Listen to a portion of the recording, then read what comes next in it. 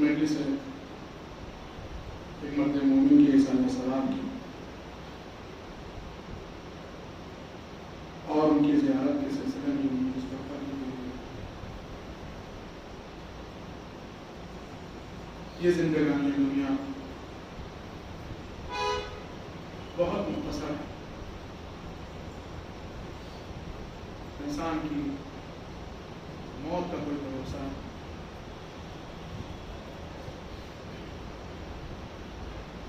اللہ نے سب کی موت کا مقام اور وقت معین تو کر دیا ہے،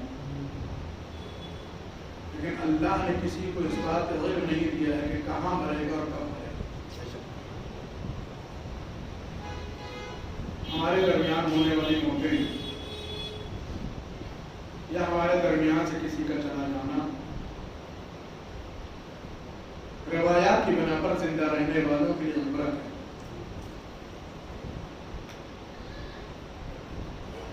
وہ کہ جو ہمارے ساتھ ہماری زندگی میں شامل ہوتا ہے اور اچانک ہمارا ساتھ چھوڑ کے چلا جاتا ہے. کیا یوں کہیے کہ حکم خدا سے وہ اس دنیا سے رخصت ہو جاتا ہے، پھر اس کے چلے جانے کے بعد فریادیں، چیخیں، رونا، گریہ، اس کی تجہیز و تکفین کے سارے امور، اسے غسل و کفن دیا جانا، اس پر نماز پڑھا جانا،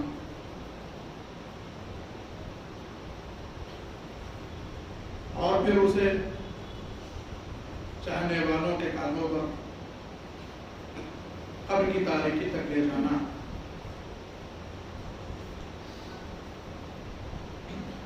پھر وہی انسان کی جو اس دنیا میں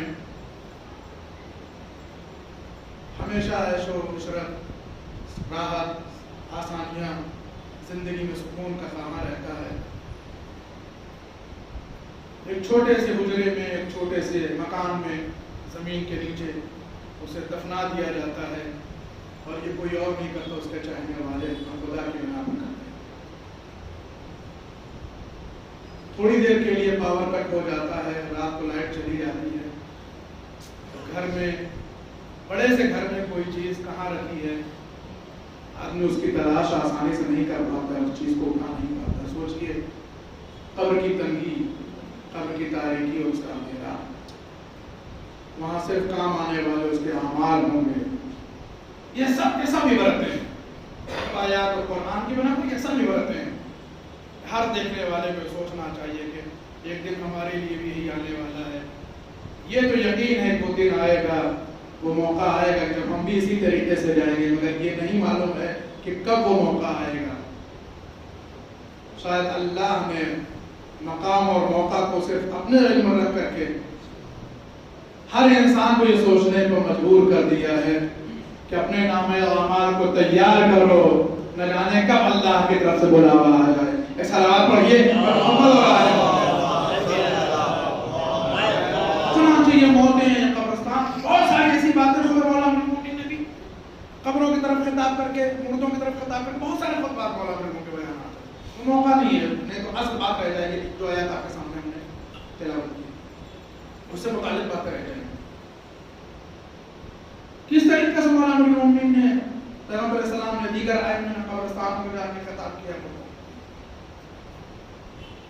خطاب کرتے ہیں مولا کہ وہ گھر جو تم نے بنایا تھا وہ تمہارے بعد تمہارے ورثہ میں تقسیم ہو گیا، وہ دولت جو تم نے اکٹھا کی وہ تمہارے ورثہ کے درمیان بٹ گئی ہے، تمہاری بیویاں جو تھی انہوں نے جو دوسرے شوہر تلاش کرے، جو کچھ تم نے بنایا سب ختم ہو گیا. کام آنے والا کیسے تمہارے رات کن تنہائی. یہ سب کے لیے ہے، یہ ہر قبرستان کے لیے بیان علی کا، اور ہر قبرستان میں سونے والوں کے لیے اور زندہ رہنے والوں کے لیے. سب کو اپنے اعمال میں مرنے والا شخص مرد مومن تھا. عزاداری کے لیے میں نے خود دیکھا ہے اپنے وقت میں، عزاداری کے لیے وہ آدمی، عزا امام حسین کے لیے وہ آدمی باہر کھڑا رہتا تھا، آنے والوں کا استقبال کرنا. عزا امام حسین میں آنے والوں کا استقبال کرنا بھی ثواب ہے. عزا امام حسین میں آنے والوں کے احترام میں کھڑا رہنا ثواب ہے. صاف وہ آدمی انتہائی ملنسار محبتی عزا امام حسین کے لیے، وقف امام حسین کے لیے ہمیشہ اپنی زندگی کو صرف کرنے والا مرد ہے۔ کل تک ہمارے درمیان ہر کسی کو آمادہ رہنا چاہیے، ہر کسی کو اس طرف توجہ رکھنی چاہیے کہ کسی نہ کسی بات میں ہوتا ہے، کسی کی کوئی گارنٹی نہیں۔ عزا امام حسین کا اتنا اہتمام کرتے تھے، 5-6 مہینے 7 مہینے پہلے ہم سے کہہ دیتے تھے کہ جو ہے وہ ذرا ہمارے عشرے کا ذاکر کا انتظام کر دیا۔ ہم اکثر ان سے کہا کرتے تھے جانو بھائی بہت موقع ہے، ابھی کئی مہینے باقی ہیں۔ اکثر بات خود چل نہیں پاتے، تکلیف تو ان کو ضعیف تھے نا، کافی عمر بھی تھی ماشاءاللہ، لیکن اپنے دونوں بھتیجوں کے سارے آتے خود ہمارے پاس 5-6 مہینے پہلے محرم کے آ جاتے ہمارے ذاکر کا انتظام کر۔ ہم خود کبھی بہت موقع نہیں کر لیجیے اپنے ساتھ۔ یہ سب عزا امام حسین کا اہتمام، یہ سب اس کی جو ہے کیا ہے، یہ انتظام کرنا خود جو ہے وہ اس بات کی دلیل ہے کہ امام حسین علیہ السلام کی نظر میں کیا ہے۔ عزا امام حسین کا اہتمام ہر کسی کے مقدر کی بات نہیں ہے، یا توجہ عزا امام حسین کا اہتمام کرنا ہر کسی کے مقدر نہیں ہے۔ خوش نصیب ہے وہ لوگ کہ جو عزا امام حسین میں کوئی ایک چھوٹا کام بھی کرنے کے سعادت پا رہے ہیں،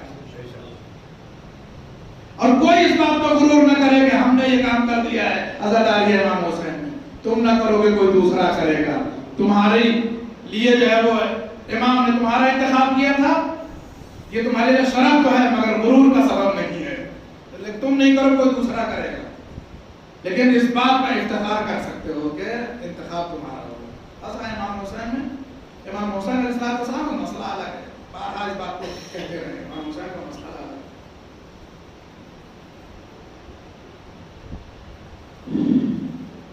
خود جناب امام حسین سے بات آگے کہتے ہیں، جناب امام حسین سے منسوب جتنی چیزیں ہیں، چاہے وہ ان کا مدفن ہو، وہ زمین ہو کہ جہاں وہ دفن ہوئے ہیں، ان کی شہادت ہو، ان کی مجلس ہو، ان کا تبرک ہو، ان کی فرش ہو، یہ جتنی چیزیں بھی ان کا تذکرہ ہو، یہ سب کے سب کیا ہے، اور ان سے جڑنے والے لوگ بھی کیا ہے، محترم ہے اللہ کی نگاہ میں، رسول اللہ کی نگاہ میں اور ائمہ کی نگاہ میں۔ ایسے بہت سارے واقعے پائے جاتے ہیں کہ جہاں امام حسین علیہ السلام کی اور ائمہ اطہار کی اللہ تعالیٰ کی خصوصی عنایات ہیں ان کے اوپر کے جو امام حسین کے کاموں میں ان کی عزاداری میں حق ہے۔ ایسے بہت سارے واقعات ہیں جن کا ظاہر نہیں یہاں پر نقل کرنے کا موقع نہیں، اس لیے بات کو میں نے بتائی۔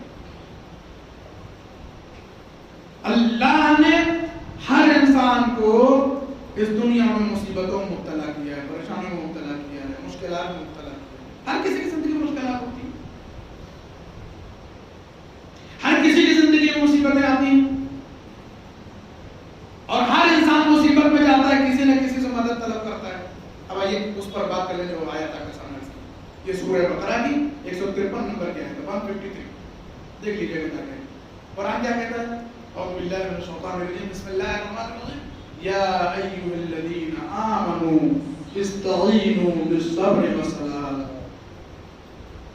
اے صاحبان ایمان، اے وہ لوگ کہ جو اللہ اور رسول پر ایمان لا چکے ہو، استعینوا مدد حاصل کرو، کس سے؟ بالصبر، صبر کے ذریعے سے، کب کہ مصیبت ہے، والصلاۃ اور نماز کے ذریعے سے۔ اور ظاہر سی بات ہے مسجد میں مجلس ہے تو اتنا حق تو بنتا ہی ہے کہ نماز کا تذکرہ کیا جائے، اس لیے کہ یہ ہماری ذمہ داری بنتی ہے۔ اس صلوات پڑھیے پر محمد اور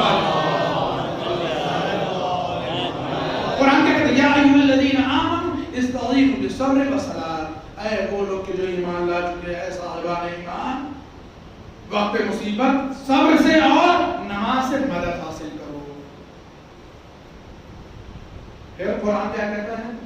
ان اللہ مع الصابرین، خدا کہتا ہے کہ بے شک ہم صبر کرنے والوں کا ساتھ دیتے ہیں، ہم ان کے ساتھ۔ ہر کوئی مصیبتوں میں ایک دوسرے سے مدد طلب کرتا ہے، اس زندگی میں سب کے پاس مصیبتیں ہیں، سب کے ساتھ مصیبتیں ہیں، اور ہر آدمی مصیبت میں کیا ہے، ایک دوسرے سے مدد طلب کرتا ہے۔ لیکن حقیقت حال یہ بھی ہے، کو متوجہ رہیے گا، کہ اگر کوئی آدمی مصیبت میں مبتلا ہوتا ہے تو یہ بھی ضروری نہیں ہے کہ مدد کرنے والے لوگ مل بھی جائیں، اور اگر مل بھی جائیں خوش قسمتی سے تو کبھی وہ مدد کافی نہیں ہوتی اس مصیبت میں، کو متوجہ رہیے گا، اور کبھی وہ مددگار کافی نہیں ہوتا اس مصیبت میں، اور اگر مددگار مل بھی جائے، مدد ہو بھی جائے، مدد کافی بھی ہو جائے، مددگار بھی کافی ہو جائے، تب بھی ایک بڑی مشکل اس مصیبت کے نکل جانے کے بعد یہ آتی ہے کہ یہ مدد کرنے والا بعد میں احسان جتاتا ہے کہ تمہیں یاد نہیں ہے تمہارے پر جب وہ مصیبت پڑی تھی تو کسی نے مدد نہ کی تھی، ہم نے تمہاری مدد کی تھی. یہ بھی موقع آتا ہے، یہ بھی دشواری ہے. وہ احسان ضرور جتاتا ہے کہ جب تمہارے پر مشکل آئی تھی تو ہم نے تمہاری مدد کی تھی. اللہ نے ان سب سے چھٹکارا پانے کے لیے دو راستے بتائے ہیں کہ نہ تمہیں مدد کو تلاش کرنا ہے، نہ مددگار کو تلاش کرنا ہے، نہ کسی کے احسان تلے دبنے کی ضرورت ہے کہ کل تمہیں کوئی تانا دے کہ تمہاری مصیبت میں ہم ہی کام آئے تھے. دو مستقل چیزیں، صبر اور نماز، دونوں سے مدد حاصل کرو. نہ صبر آ کے تم سے کبھی کہے گا کہ ہم نے تمہاری مصیبت میں مدد کی تھی، نہ نماز آ کے کہے گی، اور نہ خدا آ کے کہے گا کہ ہم نے احسان جتایا ہے. صبر جو ہے وہ کیا ہے؟ سب سے بڑی نعمت. صبر اور نماز دونوں یہ بڑی نعمت. صبر ایک خاصہ ہے انسان کے اندر جو کیفیت پیدا ہوتی صبر کرنے کی بنا پر. انبیاء کو، ائمہ کو جو مقام مرتبے ملے ہیں وہ صبر کی بنیاد پر ملے ہیں. وہ متوجہ رہیے گا، صبر کی بنیاد پر ملے ہیں. ظلم کے مقابلے میں، مصیبتوں کے مقابلے میں، تشدد کے مقابلے میں صبر کی بنیاد پر ملے ہیں انہیں یہ مقام. خود قرآن میں ہے یہ آیت کہ ہم نے جو ہے وہ کیا ہے، بعض لوگوں کو تمہارے لیے امام بنایا ہے. کیوں؟ اس لیے کہ وہ تمہاری ہدایت کر سکیں. کس بنیاد پر؟ لمحہ صبر ہو، اس لیے کہ وہ صابر ہے. تو اللہ جب ہدایت کے لیے امام بناتا ہے تو اس بنیاد پر وہ صابر ہے. آپ سمجھ سکتے ہیں صبر کا معیار کیا ہے، صبر کا کمال کیا ہے. کسی کو ہماری ہدایت کے لیے، ہماری رشادت کے لیے، ہمیں صحیح راستہ دکھانے کے لیے اللہ امام بناتا ہے تو اس بنیاد پر کہ لمحہ صبر، وہ صابر ہوتے ہیں، صبر کرنے والے ہوتے ہیں، اس بنا پر ان کو امامت دی جاتی ہے.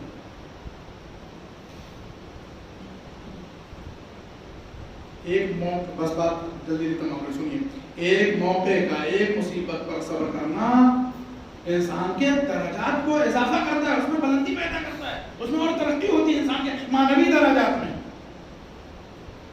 کوئی تھوڑی دیر کے لیے صبر کرے، کسی ایک موقع پر تھوڑی دیر کے لیے اگر صبر کر لے جائے تو اللہ اس کے درجے کو بلند کر دیتا ہے. سوچئے جس نے 25 سال تک صبر کیا ہو، مطلب نہیں ہے جس نے ایک دو موقع بلکہ 25 برسوں تک صبر کیا ہو، اس کے صبر کا اندازہ کون لگا سکتا ہے؟ اس کے صبر کے کمال کو کون سمجھ سکتا ہے؟ امیر المومنین علی بن ابی طالب کسی ایک خاص موقع کے لیے نہیں، 25 برس کی زندگی کچھ ہوتی ہے. اس پر سوچنے کی ضرورت ہے ہماری قوم کی کہ امیر المومنین جیسا شجاع بہادر، امیر المومنین جیسا جو ہے وہ خطیب شاہ جس کو بیان پر ایسی قدرت حاصل ہے کہ جب وہ بولتے تو سب خاموش ہو کر کے سنتے تھے،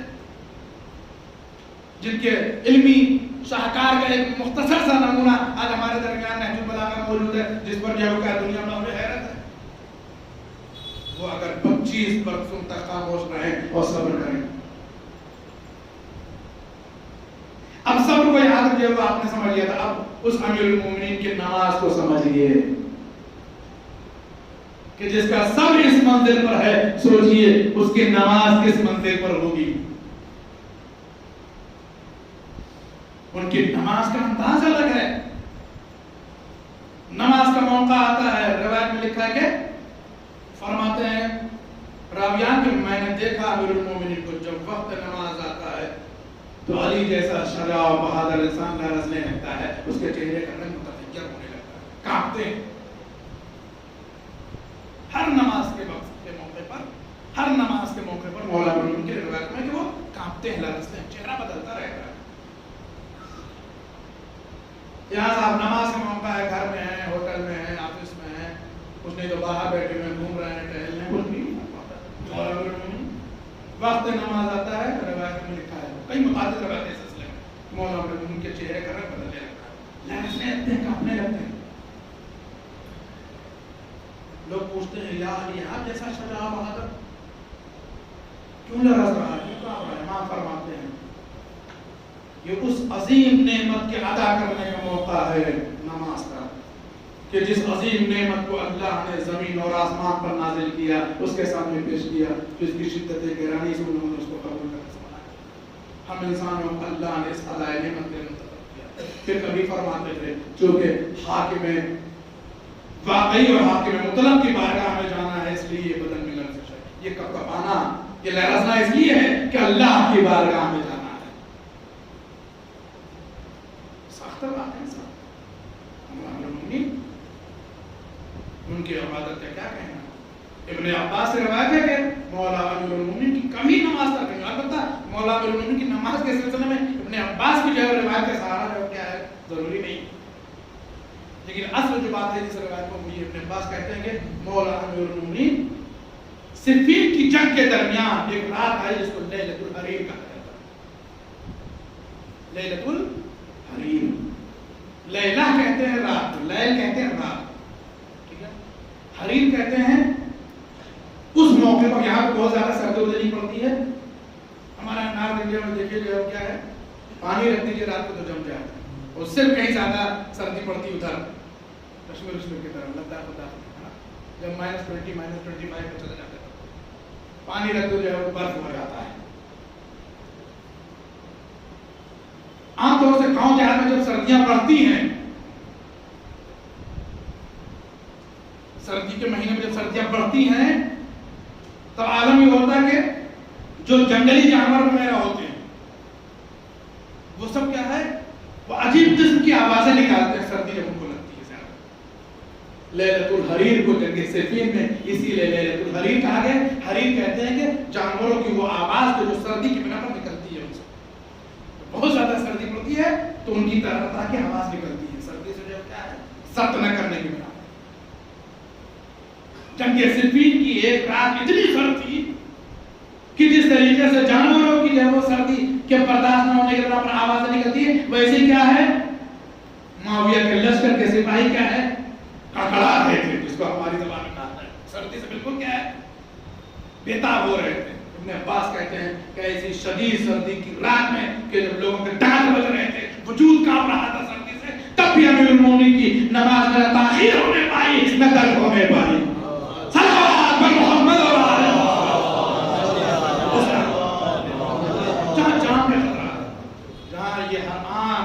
خطرہ ہے کہ ذرا سی کوتاہی ہوئی تو حملہ ہو جانا ہے، آج تک نہیں ہوتا، آخر بھی نہیں ہوئی.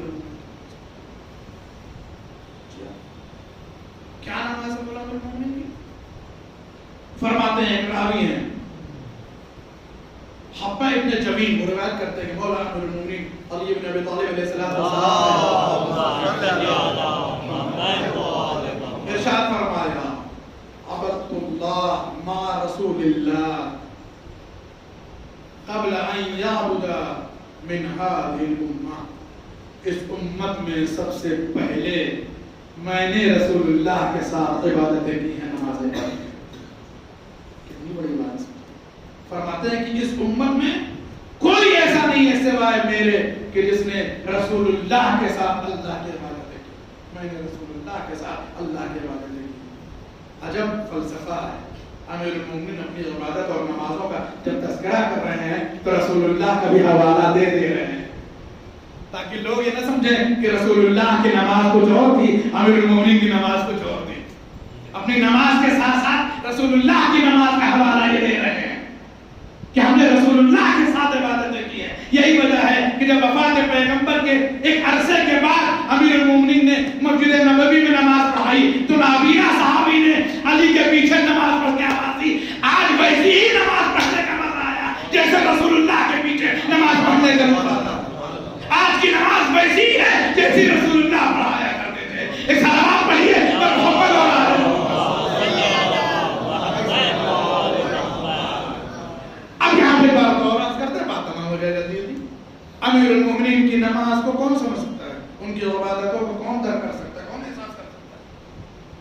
اسی نماز کی طاقت تھی کہ جو علی کے عزم و استقلال کو کوئی ہلا نہ سکا.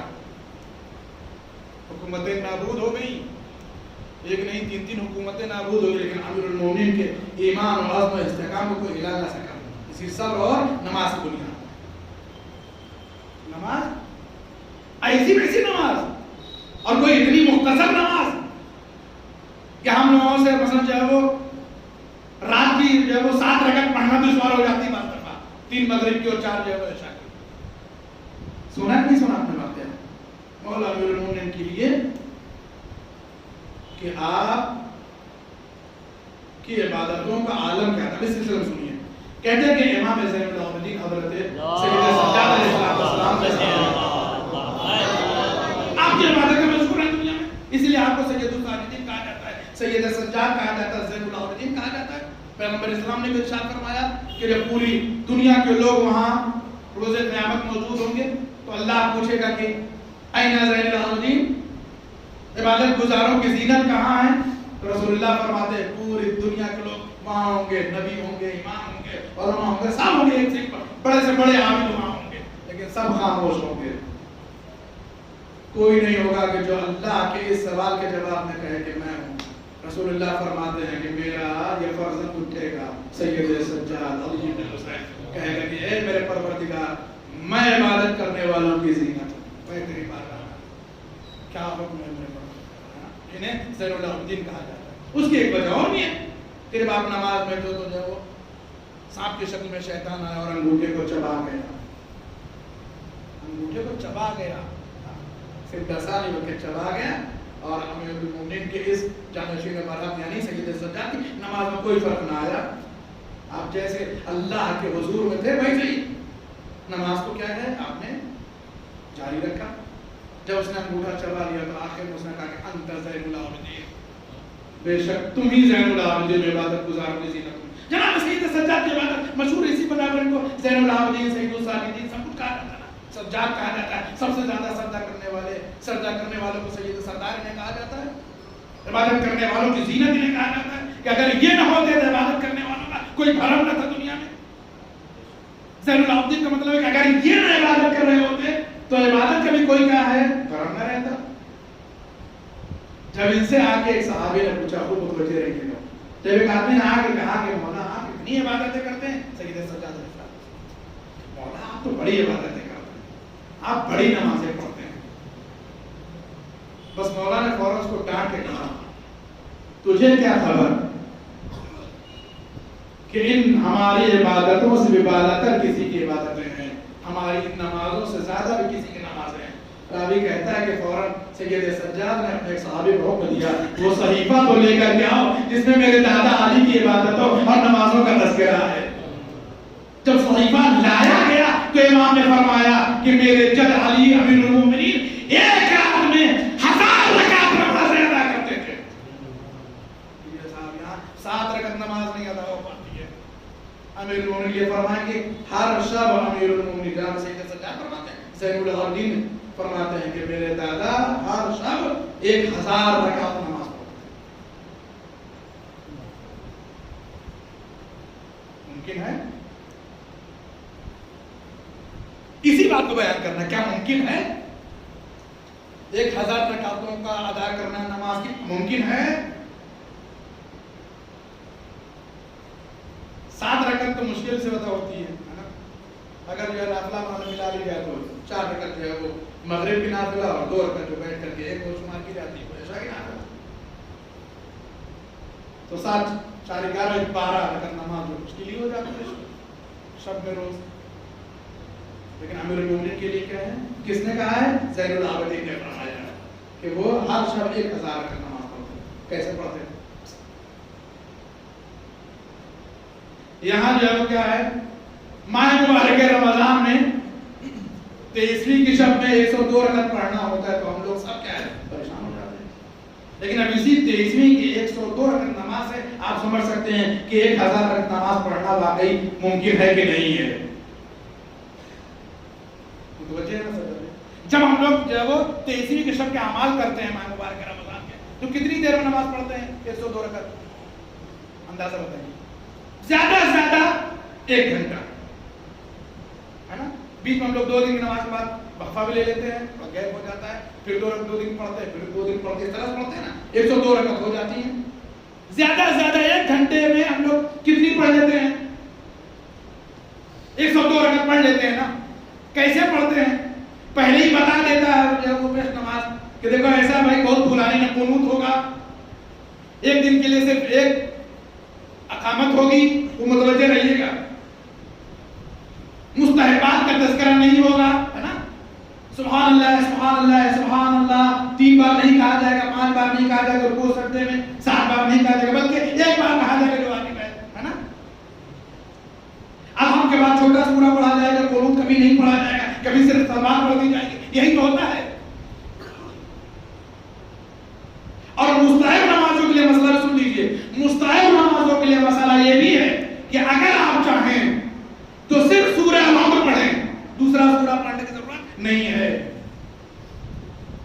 تو اگر ایک سورہ الحمد اور اس کے بعد والا سورہ پڑھ کر کے واجبات کو کم کر کے صرف مستحبات کو کم کر کے صرف واجبات کو ادا کر کے 1 گھنٹے میں 100 رکعت نماز ہو سکتی ہے، تو رات بھر میں نہیں متوجہ نہیں آپ، رات بھر میں پھر 1000 رکعت نماز بھی ہو سکتی ہے. اگر 1 گھنٹے میں 100 رکعت نماز وقفے اور گیپ کے ساتھ آرام کے ساتھ پڑھی جا سکتی ہے، تو 1000 رکعت نماز کے لیے کتنے گھنٹے چاہیے؟ رات میں 10 گھنٹے چاہیے. اس کا مطلب یہ ہے کہ مولانا نور المومنین کے لیے جو یہ بات مشہور ہے، یا ہمارے دیگر ائمہ کے لیے جو یہ بات مشہور ہے کہ وہ 1000 رکعت نماز روز رات کو ادا کرتے تھے، وہ ممکن ہے اور وہ پڑھ کے دکھاتے بھی تھے. متوجہ نہیں آپ؟ 100 رکعت نماز سال بھر میں ان کے لیے بھاری ہوتی ہے کہ جن کو نماز کی لذت کا احساس نہیں ہوتا ہے.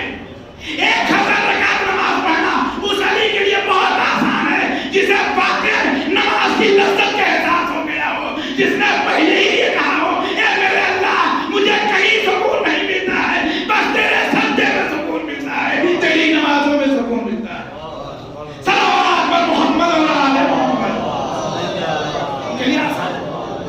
یہ روز کرتے اس لیے کہ انہیں لذت نماز حاصل ہو چکی ہے، انہیں حقیقت نماز معلوم ہو گئی. وہ جانتے ہیں کہ نماز کی افادیت کیا ہے، وہ جانتے ہیں کہ نماز کتنی محکم عبادت کا نام ہے. روایت میں ہے کہ نماز وہ محکم قلعہ ہے کہ جس کی ادائیگی سے انسان شیطان کے شر سے محفوظ رہ جاتا ہے. روایت ہے یہ، شیطان لاکھ حملے کرنا چاہے لیکن اگر بندہ نمازی ہے تو شیطان بہکا نہیں سکتا، شیطان سے بہکا نہیں سکتا. سوچئے اس علی کی عبادت کا عالم کیا ہوگا کہ 1000 رکعتیں روز پڑھنا. پھر یہی نہیں کہ صرف 1000 رکعتیں نماز پڑھنا، بلکہ رات کی جب تاریکی ہو جائے تو اناج، گوشت، ضرورت زندگی، کھانے پینے کے سامان کو اپنے پل پر رکھ سکے.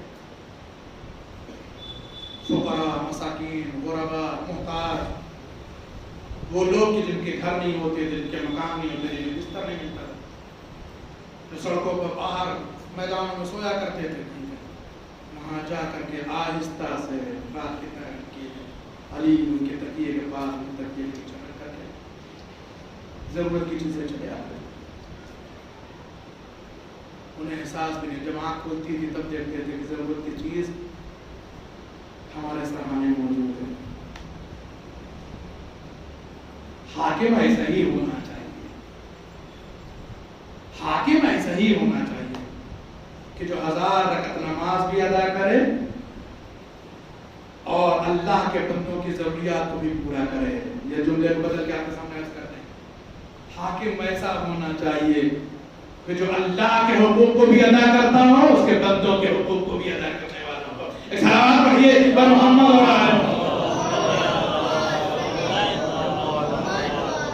بس گفتگو تمام ہو رہی ہے، محسوس کریے مولانا المومنین عبادتوں کا وہ کمال حاصل کیا ہے علی اور اولاد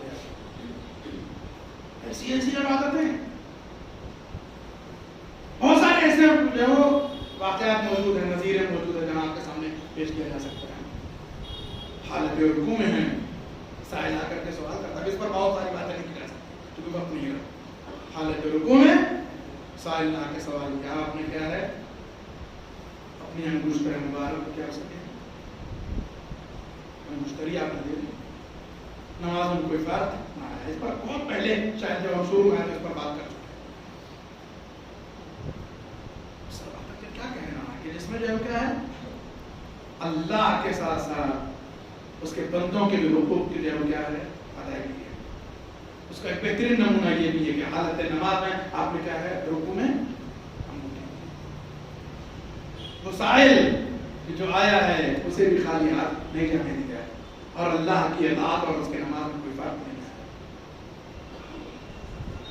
کون ہے جو علی کے قیام و قعود رکوع و سجود تشہد و سلام عبادت و راز و نیاز و ریاضت کا کون ہے جسے احساس ہو سکے کہ علی کا قنوت کس منزل پر ہے, علی کی دعائیں کس منزل پر ہیں, علی کا سورہ کس منزل پر ہے, ان کا قیام کس منزل پر ہے, ان کا قعود کس منزل پر ہے, ان کا رکوع کس منزل پر ہے, ان کا سجود کس منزل پر ہے.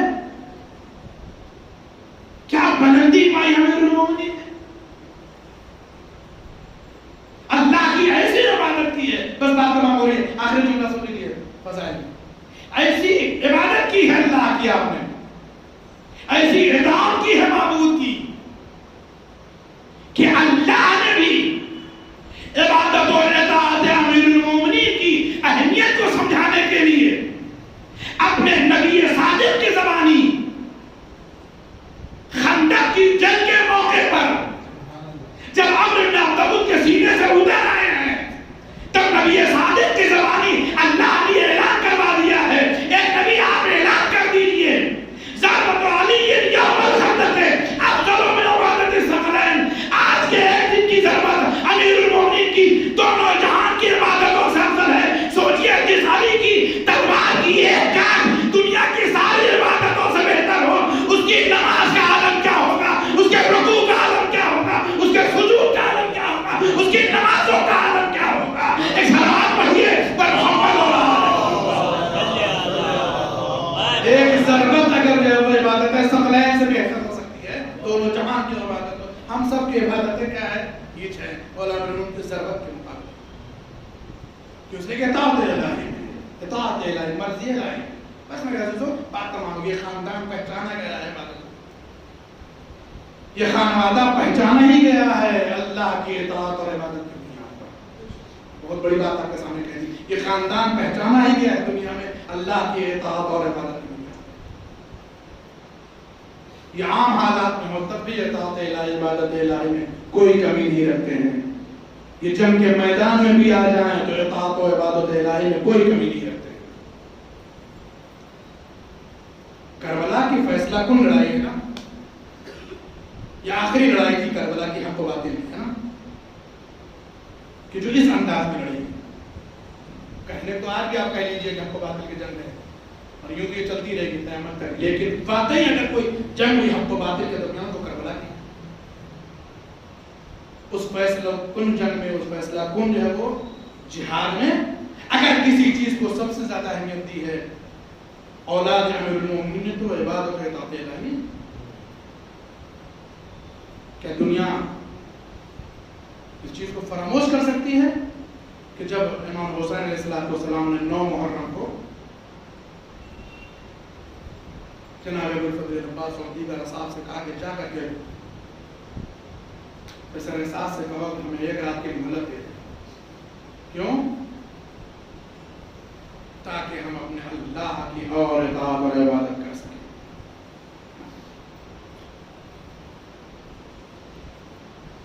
گئے لوگ بشر احساس سے کہتے ہیں فرزند رسول نے ایک رات کی مہلت مانگی ہے. اب اس کی اور توجیہیں ہو سکتی ہیں اور اسباب بھی ہو سکتے ہیں کہ مولانا امام حسین علیہ السلام نے کیوں جو ہے وہ یہ ایک رات کی مہلت لی. اس میں حر کی آمد بھی ہے نا, بہت ساری چیزیں اس میں جو ہے وہ شہداء کو لے جا کر ان کا مقام دکھانے, وہ ساری چیزیں. لیکن آپ نے جو کہا وہ یہی کہا ہے کہ ہم اللہ کی عبادت اور راز و نیاز کے لیے ایک رات کی عبادت کرنا چاہتے ہیں. وہاں سے جو جواب ملا ہے وہ ناقابل بیان. لیکن تاریخ نے دیکھا کہ جب اجازت ملی تو سب نے اپنے مسجد بچھائے. ادھر شادیانے بج رہے ہیں یزید کے لشکر میں, ڈھول و تاشے بج رہے ہیں, شراب و کباب کی محفلیں جب انہیں سجی ہوئی ہیں, وہاں لوگ عیاشیوں میں مصروف ہیں. لیکن دنیا کی نگاہوں نے وہاں بھی نامہ نگاروں نے دیکھا کہ حسین کے خیموں میں تسبیح و تحلیل کی آوازیں آ رہی ہیں، کوئی رکوع میں ہے، کوئی سجدے میں ہے، کوئی تلاوت قرآن ہے، کوئی نماز میں ہے، کوئی اذان میں ہے، کوئی ذکر میں ہے، سب تسبیح و تحلیل عبادت الہی مصروف ہے۔ کبھی آپ لوگوں کو بڑی والی جو شہر کی مکھی ہوتی ہے اس کے پورے جھنڈ کو دیکھا ہے، اس کو بن بناتے ہوئے آواز کرتے ہیں، بڑی والی جو شہر کی مکھی ہوتی ہے جن کا تعلق گاؤں دیہات سے ہوگا جانتے ہیں، بڑی والی شہد ہوتی ہے نا ہنی جس کو آپ کہتے ہیں، اس کی مکھیاں جب پورا پورا لشکر لے چلتی تو عجب آواز نکالتی ہیں۔ راوی نے لکھا کہ حسین کے خیمے سے رات بھر اسی طریقے سے آواز آتی رہی، عبادت الہی کی، ذکر الہی کی، جیسے شہر کی مکھیوں کی آواز ہے۔ اللہ سے راز سب کو معلوم کرتا ہے ہو جانے کو چاہیے، لیکن اللہ ہے نماز اور اطاعت الہی، عبادت الہی کی بھوک، یہ وقت آخر بھی چاہتے ہیں، شب آخر بھی چاہتے ہیں کہ عبادت الہی کا مزہ لے، اطاعت الہی کا مزہ لے، اس کا ذائقہ چکھنے پہ شہادت ہے۔ رات کا قصہ گزرا،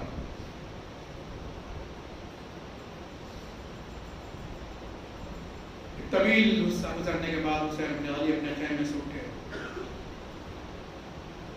جاتے ہیں بیویوں کے خیمے کے پاس۔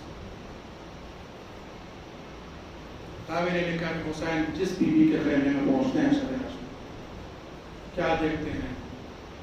ماں اپنے لال کو سامنے بٹھائے ہوئے شمع روشن کیے ہوئے حسرت سے اپنی اولاد کا چہرہ دیکھ رہی، ساتھ ہی ساتھ یہ بھی تاکید کر رہی ہے میرے لال دیکھو کل مولا پہ مصیبت کا دن ہے، کل قربانی کا موقع ہے۔ ہر ماں اپنے بیٹے کو یہ تاکید کر رہی ہے میرا لال دیکھو اگر تمہارے رہتے ہوئے حسین کے اوپر کوئی چوٹ آ رہی، کوئی ضرب آ رہا، کوئی حملہ ہو تو ہم تمہیں معاف نہ کریں گے۔ اے فرزندو دیکھو اگر تم سے پہلے علی اکبر چلے گئے میدان میں ہم تمہیں معاف نہ کریں گے۔ اللہ اللہ، حسین ہر خیمے میں گئے، آخر میں بہن کے خیمے میں پہنچے، کیا دیکھا؟ بہن اپنے دونوں بچوں کو لیے اور محمد کو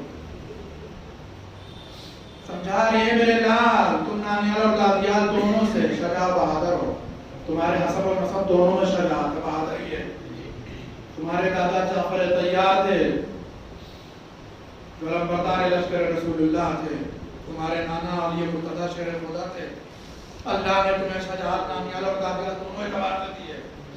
یہ میرے فرزندوں دیکھو کل ماموں پر مصیبت کا موقع ہے، کل قربانی کا دن ہے، تم اپنی قربانیوں کو ضائع نہ کرنا۔ اے میرے لال اور محمد دیکھو اگر تم سے پہلے میرا لال علی اکبر مقتل میں چلا گیا میں تمہیں اپنا دودھ نہ بخشوں گی۔ اللہ اللہ، حسین نے فکرے سنے تڑپ کر رونے لگے، اے بہن ارے بچے چھوٹے ہیں انہیں مرنے کے لیے کیوں آمادہ کر رہی ہو؟ اللہ اللہ، زینب فرماتی ہے اے میرے لال، اے میرے ماجائے حسین، یہ 2 فرزند نہیں 1000 فرزند تم آپ پر قربان کرنے کے لیے تیار ہو۔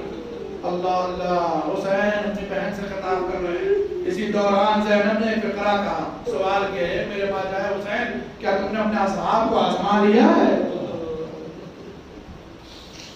کل شہادت کا موقع ہے، کل جنگ کا موقع ہے، کل قتال کا موقع ہے۔ اے میرے ماجائے حسین کیا آپ نے اپنے چاہنے والوں کو، اپنے اصحاب کو، اپنے انصار کو آزما لیا؟ کہیں ایسا تو نہیں آپ کا ساتھ چھوڑ کے چلے گئے، آپ کو مصیبت میں چھوڑ دے؟ اللہ اللہ، راوی کہتا ہے بہن اور بھائی کی اس گفتگو کو حبیب ابن مظاہر سن رہے تھے، آئے صاحب کے پاس، اے ساتھیو ارے حسین کی بہن ہمارے بارے میں اس طریقے سے کلمات ادا کر رہی ہیں۔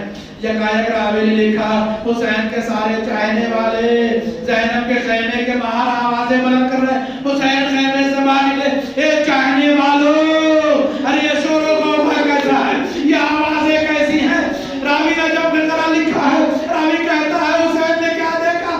ارے چاہنے والوں نے اپنی تلواریں لے ہم سے باہر نکالی، اپنی گردنیں پر رکھ کر کے آواز دیتے ہیں، اے فرزند رسول ارے شہزادی سے کہیے ہماری وفا پہ یقین کریں ورنہ ہمیں حکم دے دیں ہم اپنی تلواروں سے اپنے سر کو کاٹ کے آپ کے قدموں پہ ڈالیں۔ اے مولا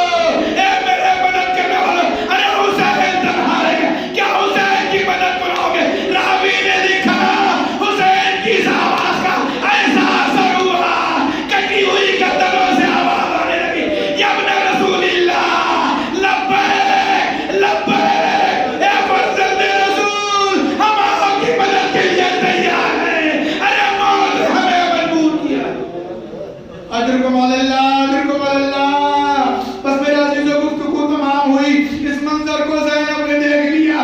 بھائی اپنے جانثاروں کو یاد کر رہے ہیں. زینب نے آواز دی اے میرے بھیا آپ پریشان نہ ہوئیے. یہ بہن آپ کو گھوڑے پر سوار کرے گی. آپ کے آخری منزل تک رخصت کرے گی. بس میرے عزیزو بندش تمام ہے. راوی کہتا ہے زینب آگے بڑھی, بھائی کے بازو کو پکڑا, بھائی کے بازو کو پکڑا, گھوڑے پر سوار کرایا. ارے آپ نے یہ فکرہ سنی کیا؟ بہن نے بھائی کو سوار تو کر دیا, لیکن جب فکرہ مکتب نے لکھا ہے کافی دیر گزر گئی, زینب بیتاب ہے, کبھی خیمے کے اندر, کبھی خیمے کے دروازے پر. نہ جانے میرے بھیا پہ کیا گزری, نہ جانے میرا بھیا کس حالت میں. راوی کہتا ہے زینب کو بھائی کی خبر نہ ملی. تھوڑی دیر کے بعد ارے کیا دیکھتی ہے, زلجھلا آیا ہے, حسین کا خون اس کی پیشانی پر لگا ہے. زینب نے آگے بڑھ کے زلجھلا کے گلے میں بیٹھ جاتی. اے میرے بھیا کے زلجھلا, ارے میرا بھیا کہاں ہے؟ 4 برس کی بچی باپ کے گھوڑوں کے پیروں سے لپٹ کے بہن کرنے لگی. اے میرے بابا کے گھوڑے, ارے مجھے یہ بتا دے جب میرا بابا ذبح کیا گیا اسے پانی ملا ہے. اے میرے بابا کے گھوڑے یہ بتا دے جب میرا بابا ذبح ہوا تھا اسے پانی ملا تھا یا نہ ملا تھا. ارے کون جواب دے. اے بیوی آپ کا باپ تیرے خنجر پانی کا مطالبہ کرتا, خوش گلے پر شمر کا خود خنجر چلتا رہا. لیجیے غضب ہوا. زینب خیمے سے باہر ٹیلے پر پہنچی. کیا دیکھتی ہے؟ بھائی کے سر و تن میں جدائی ہو رہی ہے. ارے زینب کبھی مدینے کا رخ کرتی ہے. اے نانا, ارے یہ آپ کا فرزند حسین جو قتل کیا جا رہا, کبھی نجف کا رخ کرتی ہے. اے کائنات کے مشکل کشا, ارے آپ کا لال ذبح ہو رہا ہے. ارے بسرے ساتھ کی جب نگاہ کی, اے بسرے ساتھ, ارے میرا باجا ذبح ہو رہا ہے اور تو کھڑا مسکرا رہا ہے. بسرے ساتھ کے سامنے حسین کے گلے میں خنجر چلا. بہن فریاد کرتی رہی, واہ حسینہ, واہ مظلومہ, واہ محمدہ, واہ علیہ. اے میرے بھیا, انا للہ و انا الیہ راجعون. رضا بقضائه وتسلیما لامره وسيعلم الذين ظلموا اي منقلب ينقلبون. الهي احفظ الزهراء وابيها وبعضها وبنيها وسر المستودع فيها بعدد ما احاط به علمك. پروردگارہ تجھے واسطہ محمد اور آل محمد تمہاری صلوات و قبول فرما. جہاں جہاں شان درکرار ان کی جان مال و ایمان اور محافظت فرما. اطباط عالیات روزات مقدسات کو محفوظ فرما. ہمارے مریضوں کو شفا یاب فرما. ہمارے مرحومین کی مغفرت فرما. بالخصوص جس مرحوم کی سال سوال کے لیے مجلس برپا کی گئی ہے, ان کے درجات کو بلند فرما, ان کی مغفرت فرما, انہیں جنت میں اعلیٰ مقام عنایت فرما. پسماندگان کو سب جمیل عنایت فرما. معبود تجھے واسطہ محمد اور آل محمد اطباط عالیات روزات مقدسات محافظت فرما. علماء اعلام مراتب کرام کو محفوظ فرما. معبود پرچم اسلام کو سربلند فرما. پرچم کفر شرک و نفاق کو نابود فرما. پروردگارہ تجھے واسطہ محمد اور آل محمد ذکر خیر کا واسطہ ہے. جو لوگ بھی اولاد انہیں اولاد عنایت فرما. جو مقروض ان کے قرض کو ادا فرما. معبود ہم سب جو زیارات کے مشتاق ہیں, جو زیارات سے مشرف فرما. پروردگارہ تجھے واسطہ محمد اور آل محمد کا جہاں جہاں مشتاق درکرار ہیں, کسی طریقے کی مشکل میں گرفتار ہوں, ان کی مشکل کو دور فرما. ہمارے بچوں کو, ہمارے ازواج کو, ہماری اولاد کو ہماری آنکھوں کی ٹھنڈک قرار دے. معبود نوجوانوں کو, بچوں کو دین کی پابندی کی توفیق عنایت فرما. ہماری اولاد کو دین کی پابندی کی توفیق کرامت فرما.